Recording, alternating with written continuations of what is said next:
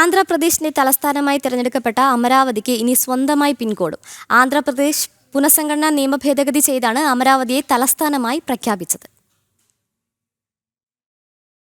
ആന്ധ്രാപ്രദേശിന്റെ തലസ്ഥാനമാകുന്നതിനൊപ്പം തന്നെ സംസ്ഥാനത്തിന്റെ പോസ്റ്റൽ ഹബ്ബാകാൻ ഒരുങ്ങുകയാണ് അമരാവതി. ആന്ധ്രാപ്രദേശ് പുനഃസംഘടനാ ഭേദഗതി ബിൽ ലോക്സഭയിൽ പാസ്സായതിന് പിന്നാലെയാണ് പുതിയ നീക്കം. തലസ്ഥാന പദവി ലഭിച്ചതോടെ അമരാവതിയുടെ മുഖം മിനുക്കാനുള്ള ശ്രമത്തിലാണ് ചന്ദ്രബാബു നായിഡു സർക്കാർ. അടിസ്ഥാന സൗകര്യങ്ങൾ വികസിപ്പിക്കുന്നതിനൊപ്പം തന്നെ തപാൽ സേവനങ്ങളും മെച്ചപ്പെടുത്തുകയാണ് ലക്ഷ്യം. പ്രത്യേക പിൻകോഡ് അനുവദിക്കുന്നതിലൂടെ ഭാരതത്തിന്റെ തപാൽ ശൃംഖലയിൽ അമരാവതിക്ക് പ്രത്യേക സ്ഥാനം ലഭിക്കും. ജനറൽ പോസ്റ്റ് ഓഫീസ് നിർമ്മിക്കുന്നതിനുള്ള സ്ഥലവും സർക്കാർ ഇതിനകം അനുവദിച്ചു കഴിഞ്ഞു. പിൻകോഡിനൊപ്പം സ്ഥിരമായ STD ISD കോഡുകളും അമരാവതിക്ക് ലഭിക്കും. നിലവിൽ വെലഗപുടി പോസ്റ്റ് ഓഫീസിന് ഭാഗമായിരുന്നു അമരാവതി. 2014 തെലങ്കാന രൂപീകരിക്കുമ്പോൾ ഹൈദരാബാദ് ആന്ധ്രാപ്രദേശിനെയും തെലങ്കാനയുടെയും സംയുക്ത തലസ്ഥാനമായിരിക്കുമെന്നായിരുന്നു പ്രഖ്യാപനം. 10 വർഷത്തേക്ക് തുടരാനായിരുന്നു തീരുമാനം. 10 വർഷം പൂർത്തിയായ പശ്ചാത്തലത്തിലായിരുന്നു അമരാവതിയെ പുതിയ തലസ്ഥാനമായി പ്രഖ്യാപിച്ചത്. രാഷ്ട്രപതി കൂടി ബില്ലിൽ ഒപ്പുവെക്കുന്നതോടെ ആന്ധ്രയുടെ ഔദ്യോഗിക തലസ്ഥാനമായി അമരാവതി